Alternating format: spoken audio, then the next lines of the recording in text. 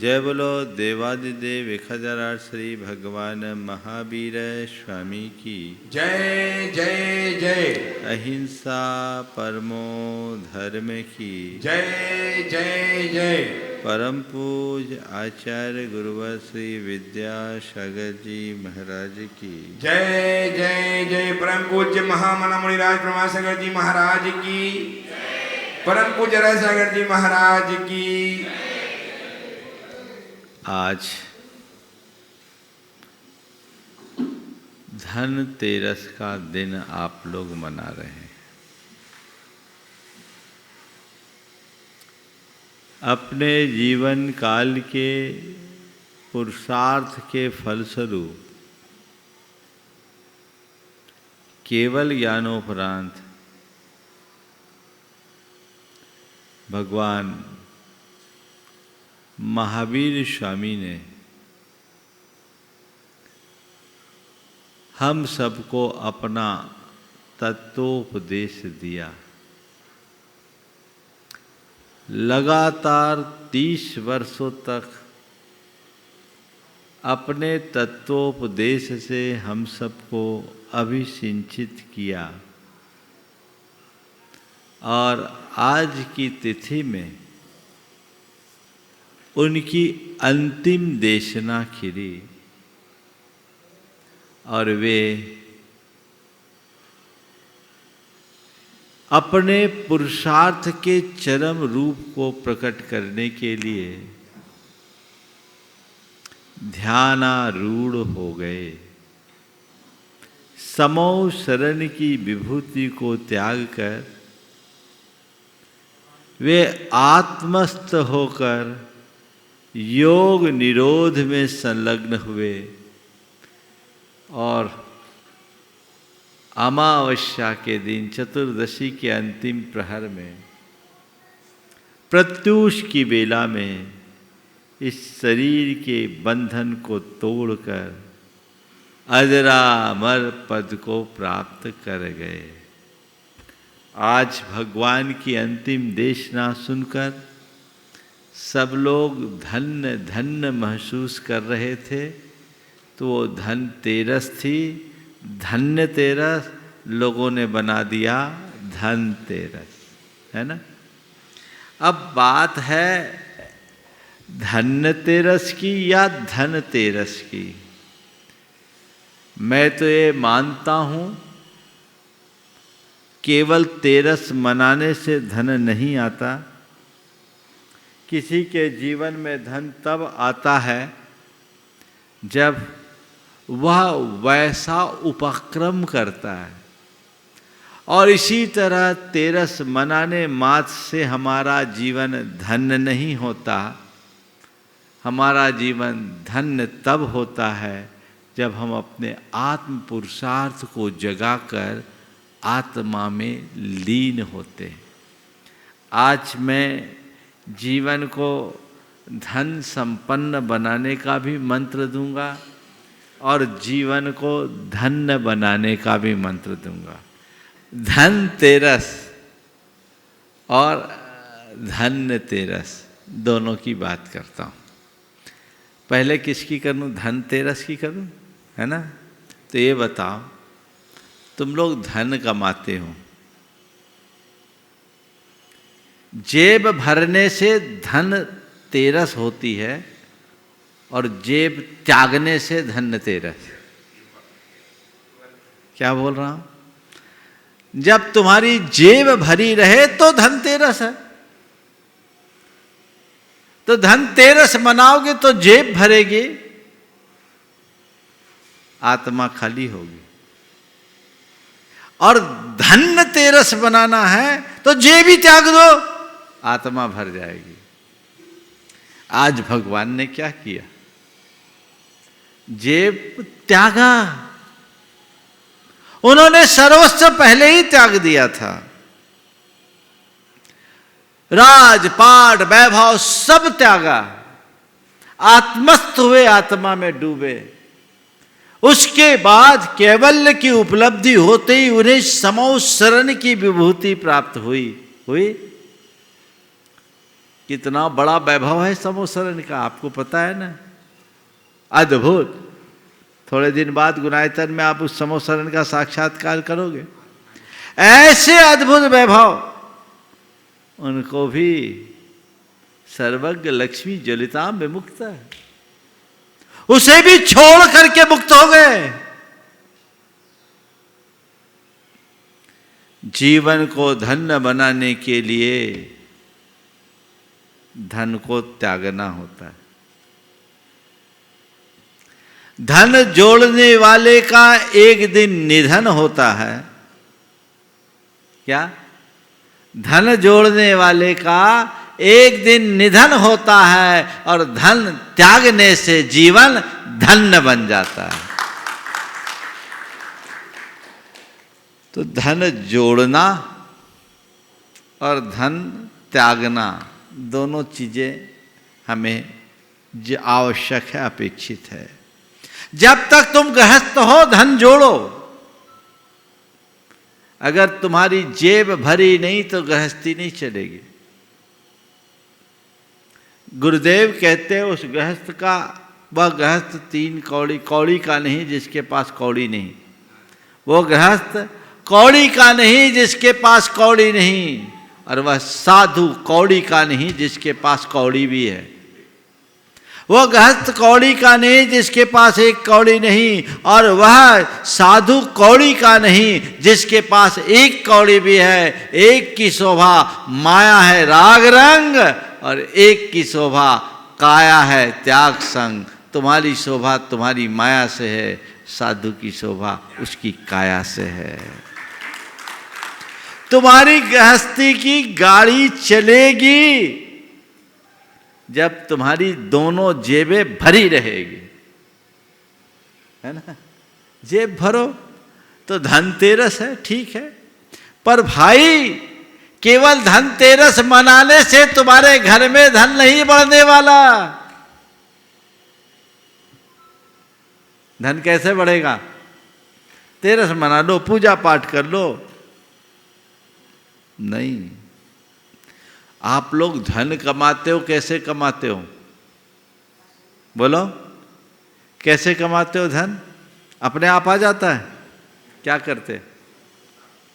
परिश्रम करना पड़ता है, उद्यम करना पड़ता है, पसीना बहाना पड़ता है, पुरुषार्थ करना पड़ता है ना। तो धन कमाने के लिए भी तुम्हें पुरुषार्थी बनना है। आप पुरुषार्थ करो, दोहरा पुरुषार्थ। एक पुरुषार्थ है मशक्कत का, पसीना बहा रहे हो, रात दिन एक कर रहे हो, ठीक है, बस उस पुरुषार्थ के साथ अपने पुण्य को बढ़ाने का भी पुरुषार्थ कर दो। जब तुम्हारे पुण्य की बैकिंग होती है, अल्प पुरुषार्थ में अधिक लाभ होता है, और पुण्य क्षीण होता है तो अधिक पुरुषार्थ भी कुछ नहीं कर पाता। तो पुण्य अपना साथ साथ बढ़ाते हुए धन अर्जन का पुरुषार्थ करो, अर्थात धन के अर्जन के साथ साथ धर्म का अर्जन भी करते चलो। धन और धर्म जब साथ चलता है तब जीवन का वास्तविक विकास होता है। तो धनतेरस, अंधविश्वासों से धन नहीं मिलता, मन्नत मनौतियां मानने से धन नहीं मिलता। धन मिलता है सही नीति, सही रीति से काम करने से, अपने कौशल की अभिव्यक्ति से, अपनी निपुणता और कुशलता मूलक पुरुषार्थ से, और इन सब के साथ अच्छी बुद्धि से जो अनुकूल संयोगों से मिलती है। इनको बढ़ाने का पुरुषार्थ कैसे करोगे? एक पेड़ को बढ़ाना है तो क्या करना है? पेड़ को बढ़ाने के लिए क्या करना है? रबर तो है नहीं कि खींच के लंबा कर दो। क्या करना? जड़ को सींचो, अपने पुरुषार्थ को प्रखरतर बनाओ, उद्यमशील बनो, उत्साहित होकर कार्य करो। जीवन धन्य धन्य होगा। तो धन के लिए पुरुषार्थ और जीवन को धन्य बनाने के लिए भी पुरुषार्थ। पर उन लोगों को जो धन कमाने में ही अपने आप को धन्य समझते हैं, उनके लिए क्या कहे? संत कहते हैं धन कमाने में ही अपने आप को धन्य मत समझो। धन का सदव्यय करके जीवन को धन्य बनाने का उत्साह रखो और उसके लिए सतत उद्यम और पुरुषार्थ अपना जारी रखे। वो कभी मंद नहीं होना चाहिए। आज का विषय वही है, पुरुषार्थ। भगवान ने अपना आत्मिक पुरुषार्थ किया, आध्यात्मिक पुरुषार्थ किया।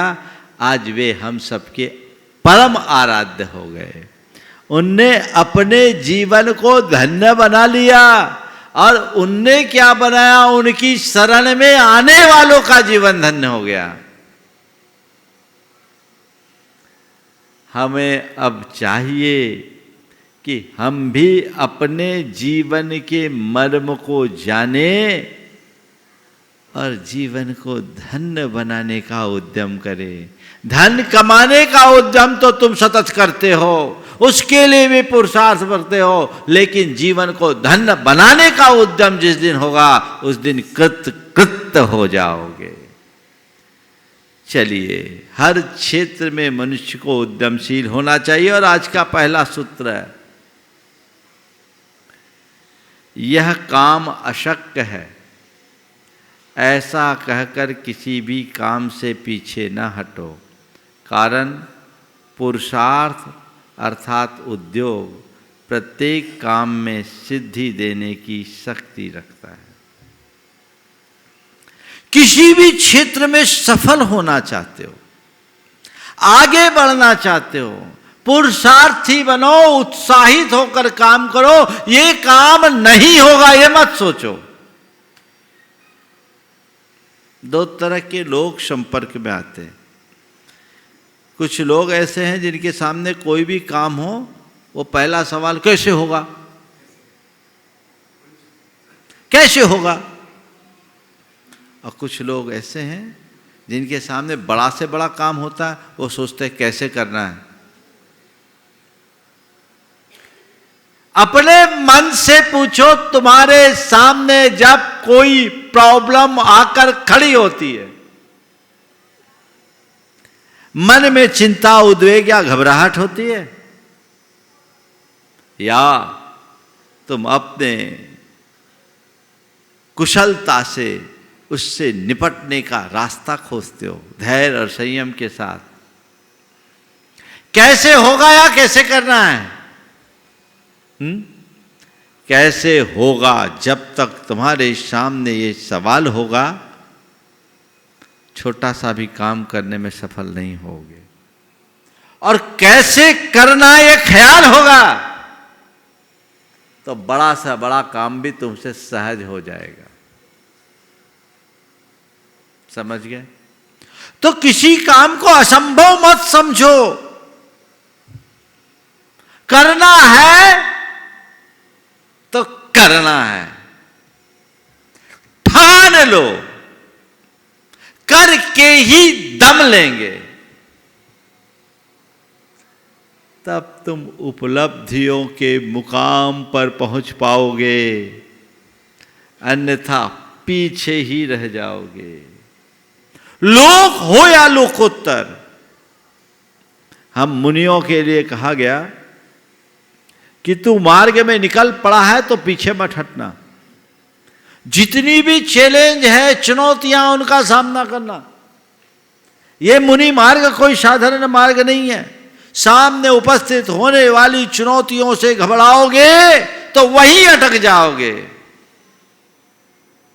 और उसके लिए एक सूत्र दिया, मार्गाच्चवन निर्जरार्थम परिशोधव्या परिसहा।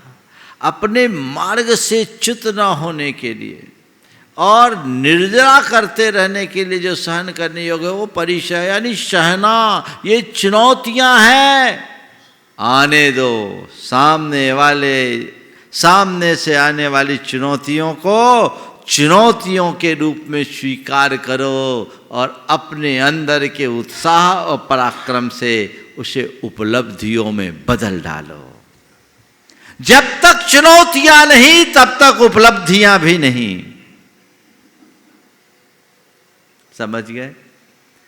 तो जितने भी सफलतम लोग हैं ना, उनके चरित्र को पलटकर आप देखोगे तो पाओगे वे ही लोग हैं जिनने अपने जीवन में आने वाले बड़े बड़े चैलेंजेस को एक्सेप्ट किया है, चुनौतियों को स्वीकारा है और अपनी कुशलता के बल पर उन्हें उपलब्धियों में बदला है। एक उद्यमशील पुरुषार्थी के मन में प्रगाढ़ आत्मविश्वास होता है, या यूं कहूं जिसका आत्मविश्वास प्रगाढ़ होता है वही सही उद्यम और पुरुषार्थ कर पाता है। आत्मविश्वास कमजोर होगा कुछ नहीं होगा।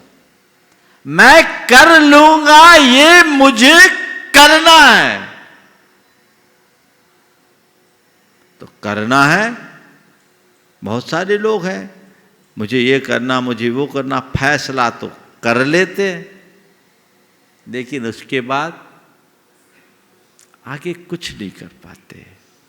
अपने जीवन को सफल बनाने के लिए आज आपको मैं 4D बताता हूं। क्या? 4D, जिस पर विचार करना है। सबसे पहले है डिजायर, फिर है डिसीजन, फिर है डिटर्मिनेशन और डिवोशन। डिजायर, डिसीजन, डिटर्मिनेशन और डिवोशन। तुम लोगों के मन में इच्छाएं तो खूब होती, कितनी सारी डिजायर्स होती, ये कर लूँ वो कर लूँ, है ना? सब लोग सोचते ही रहते हैं, मैं ये करूँ, मैं वो करूँ, अच्छे से अच्छा करूँ। सोचते हो कि नहीं? अब आ रही है दिवाली, सब लोग प्लानिंग कर रहे होंगे कि अब की दिवाली से मुझे ये करना है। तो यही प्लानिंग पिछली दिवाली में भी था और वही प्लानिंग उसके पिछली दिवाली में थी, और ऐसी कई दिवालियां निकल गई, दिवाला पिटा हुआ। क्या हो गया? क्या हो गया? केवल तुमने अपने मन में इच्छाएं तो जगाई, पर तुम्हारी डिजायर डिसीजन में बदल नहीं पाई। अपने डिजायर्स को डिसीजन में बदलो, इच्छा और भावना को निर्णय में परिवर्तित करो। मेरी जो इच्छा है वो मुझे करना है। लेते हो निर्णय? अपने मन की इच्छाओं का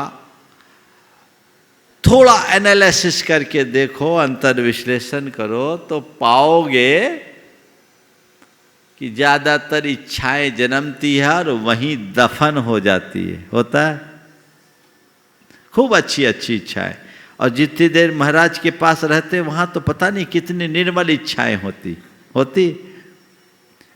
पर वो वही खत्म।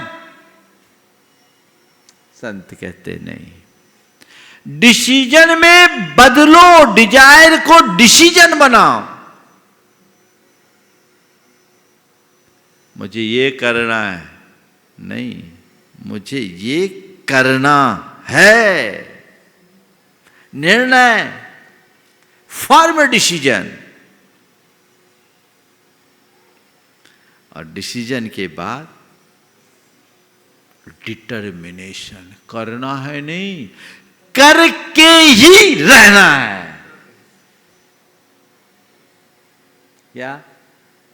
डिटर्मिनेशन। पूरी तरह से एकदम डिटरमाइंड हो जाए कि ये करना है तो करना ही है। मेरी जब मन में भावना हुई संघ में आने की, इस मार्ग को चुनने की, मेरे साथ के और कई थे कि मुझे बनना है बनना है बनना है। वो बाहर से मुझसे ज्यादा त्यागी दिख रहे थे, आज वो बाल बच्चे पाल रहे हैं। बाल बच्चे पाल रहे, वही रह गए। उनकी भावना भावना तक सीमित रही, मेरी भावना निर्णय में परिवर्तित हो गई और मैंने अपने निर्णय को अपने संकल्प से बांधकर गुरु चरणों में समर्पित कर दिया। आज यहां हो गया। डिसीजन,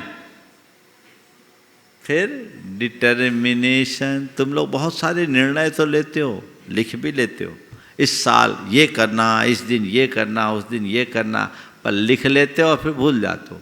कई लोग हैं बहुत सारे व्रत नियम लेते हैं। एक बार एक बहन जी आई, बोले महाराज जी मुझे कुछ नियम दे दो। बोले ले लो, कुछ सोच लो। बोले महाराज जी आप दो। बोले ठीक है सोचता हूँ। तो उसने अपनी एक डायरी दिखाई।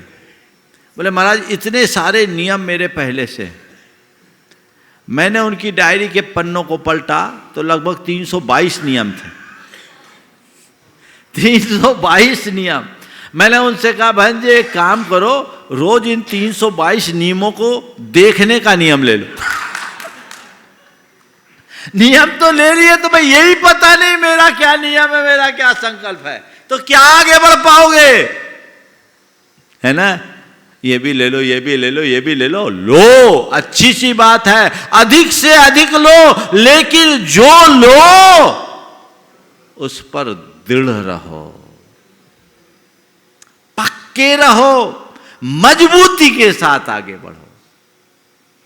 डिटर्मिनेशन। हम लोग अपने मार्ग में हैं, इतने वर्ष हो गए, तो भी कभी ऐसा नहीं सोचता, मन में आता अरे क्या हुआ, न केवल ज्ञान, न अवधि ज्ञान, न मन परे ज्ञान, एक छोटी सी रिद्धि भी नहीं, कुछ भी नहीं है, फिर भी इस मार्ग में टिके हैं। क्यों? हम डिटरमाइंड हैं, हमारे अंदर वो डिटर्मिनेशन है कि मेरा मार्ग यही है और बहुत दुर्लभता से मिला है, मुझे करना है, तो कर पा रहे, है ना? और फिर करना है नहीं, करना ही है, एकदम डिटरमाइंड। फिर क्या करो? डिवोशन। फिर अपने लक्ष्य के प्रति समर्पित हो जाओ, लक्ष्य बनाओ, पुरुषार्थ जगाओ, समर्पित होकर उसका फल पाओ। तो डिजायर से डिवोशन तक की यात्रा ही हमारे पुरुषार्थ की पूर्णता है। वो घटे तो फिर जीवन का मजा ही कुछ और होगा। हमें कहीं मुड़ना नहीं, कहीं कुछ सोचना नहीं, बस चलना है, चलना है, चलना है और चलते ही जाना है। फिर एक बहुत अच्छी बात कही, किसी काम को अधूरा छोड़ने से सावधान रहो, कारण अधूरा काम करने वालों की जगत में कोई चाह नहीं करता। किसी काम को अधूरा छोड़ने से सावधान रहो, क्योंकि अधूरा काम करने वालों की जगत में कोई चाह नहीं करता, उसको कोई नहीं चाहता।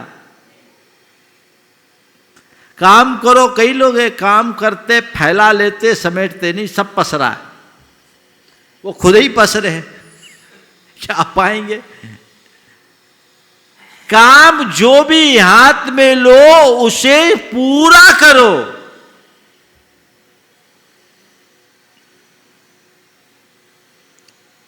मैंने देखा आज जितने भी प्रोफेशनल लोग हैं, हाई प्रोफेशनल लोग, वे जब काम करते हैं एक टारगेट लेकर चलते हैं और इतना काम मुझे करना है तो करना ही है, उसके लिए ना वो रात देखते हैं ना दिन देखते हैं। अभी मैंने देखा जब गुनायतन के प्रोजेक्ट से जुड़े हुए लोगों ने काम किया, काम आज भी कर रहे हैं, तो कई बार ऐसा हुआ कि कुछ काम में वो लोग 2-2, 3-3 रात तक लगातार जगह टीम के साथ काम हो रहा है। मैंने कहलवाया, बोले नहीं, इसको करके ही दम लेंगे, बीच में छोड़ेंगे तो क्रिएशन रुक जाएगा। समझते हैं बात को? तो ऐसे ही कोई भी काम करो तो कभी अधूरा मत छोड़ो, फिर कर लेंगे, फिर कर लेंगे, फिर कर लेंगे, चलो आगे देखते, आगे देखते। वो देखते रह जाते, दिखा नहीं पाते। जो टालता है उसको कोई नहीं चाहता, और जो कर डालता है उसको कोई नहीं छोड़ता। टालने की आदत को टालिए, अच्छा काम जो करना है तुरंत कर डालिए। सूत्र लो, टालो मत, कर डालो। क्या? टालो मत, कर डालो। टालोगे तो टालते ही रह जाओगे, और कर डालोगे तभी तुम कुछ कर पाओगे। इसलिए जीवन में कभी भी कोई काम अधूरा मत छोड़ो, और अपना पुरुषार्थ करते चलो, करते चलो, करते चलो। क्योंकि यदि तुम्हारा पुरुषार्थ मंद पड़ जाएगा तो जीवन में कभी सफलीभूत नहीं होगे। तो मैंने शुरुआत में कहा था, धन तेरस और धन तेरस दोनों मना लो। धन कमाने के लिए भी पुरुषार्थ, और जीवन को धन्य बनाने के लिए भी पुरुषार्थ। बस इतना ध्यान रखना, धन के क्षेत्र में किया गया पुरुषार्थ तुम्हें अल्पकालिक सुख देगा, और जीवन को धन्य बनाने में किया गया उद्यम तुम्हारे दीर्घकालिक हितों की रक्षा करेगा। अल्पकालिक सुखों की अपेक्षा दीर्घकालिक हितों को ध्यान दो। केवल धन कमाने के पीछे पागल होने की जगह जीवन को धन्य बनाने का उद्यम करो, जो हमारे जीवन को प्रगतिशील बना सके, जिससे हम अपने जीवन की वास्तविक उन्नति कर सके, अपनी चेतना का सम्यक उत्थान कर सके, वह उद्यम और उपक्रम करो। ये पुरुषार्थ है। कभी मुझे रुकना नहीं, समझ गए? सतत अभ्यास करो। पर ध्यान रखना, पुरुषार्थ, केवल पुरुषार्थ पर्याप्त नहीं है। पुरुषार्थ के साथ उसकी दिशा भी जरूरी है। कहीं सघन अंधेरा हो और कोई आदमी उस अंधेरे को भगाने के लिए उस पर लठ चलाए, तो जिंदगी भर लठ चलाते रहे, अंधेरा छटेगा क्या? लठ मारने से अंधेरा नहीं भागता। अंधेरे को भगाने के लिए लठ मारने की जरूरत नहीं है। क्या करने की जरूरत है? दिया जलाने की जरूरत है। एक पल में दिया जलते, एक पल में सदियों का अंधकार दूर हो जाए, है ना? तो पुरुषार्थ से भी ज्यादा महत्वपूर्ण पुरुषार्थ की दिशा है। तुम जो कुछ कर रहे हो, कुछ लोग बड़े हार्ड वर्कर होते हैं। ठीक है, हार्ड वर्क बहुत अच्छी चीज है, करना भी चाहिए, करना ही चाहिए। लेकिन किस क्षेत्र में, किस क्षेत्र में, उसकी दिशा भी तय करो। जो तुम्हारे लौकिक और लोकोत्तर दोनों हितों की पूर्ति करे, उस दिशा में पुरुषार्थ करो। एक बार वैसा पुरुषार्थ जग गया तो जीवन धन्य हो गया, और यदि वैसा नहीं हुआ तो कोई मतलब नहीं। कर रहे सो कर रहे, कर रहे सो कर रहे, बीच बीच में देखते रहो। एक लकड़हारा था,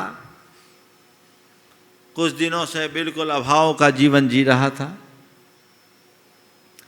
एक दिन एक सेठ के पास आया तो सेठ ने कहा एक काम करो, मेरा ये जंगल है, तुम पेड़ काटो। उसे एक कुल्हाड़ी दे दिया, और तुम जितने पेड़ काटोगे उस हिसाब से हम तुम्हें उतने रुपए देंगे। पहले दिन उसने 8 घंटे में 16 पेड़ काटे, मोटी रकम उसको मिल गई। दूसरे दिन 10 घंटे मेहनत किए और 8 ही पेड़ कटे। दूसरे दिन लगा मामला क्या है, पहले दिन तो मैंने थोड़ी मेहनत की, ज़्यादा पेड़ काट लिया। दूसरे दिन ज़्यादा मेहनत की और कम पेड़ कटे, और तीसरे दिन तो उसे 12 घंटे में 3 पेड़ ही काट पाया।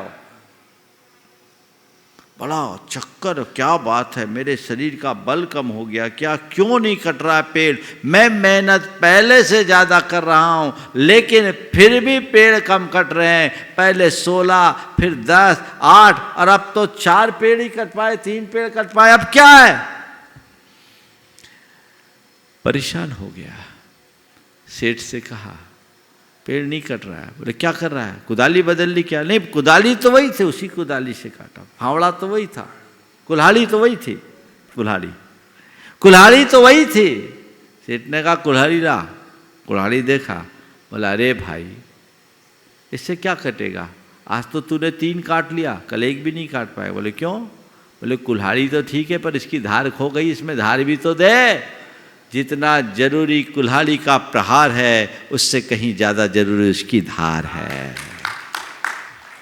पहले दिन जो तूने कुल्हाड़ी चलाई उसकी धार तीक्ष्ण थी, कल अल्प समय में अधिक पेड़ काट लिया, धीरे धीरे उसकी धार छीन होते गई, मोथली होते गई, तेरा परिश्रम बढ़ता गया, परिणाम घटता गया। तो बस धार बढ़ाओ, केवल हाथ पांव चलाने से क्या होगा? धार दो। पुरुषार्थ करने के साथ साथ उसमें धार भी होनी चाहिए, तीक्ष्णता उसकी बढ़ेगी। और मैं आप सबसे एक ही बात कहूंगा, अपने जीवन को सफलीभूत करना चाहते हो तो अपने उद्यम और पुरुषार्थ में पुण्य की धार बनाते रखो, वो धार बनी रहेगी, उद्धार होगा, वो तुम्हें संभालेगा। वो प्रयास, वो पुरुषार्थ सतत बनता रहे, ऐसी कोशिश होनी चाहिए। इसी भाव के साथ आज मैं यहीं पर विराम ले रहा हूँ। बोलिए परम पूज आचार्य गुरुवर श्री विद्यासागर जी महाराज की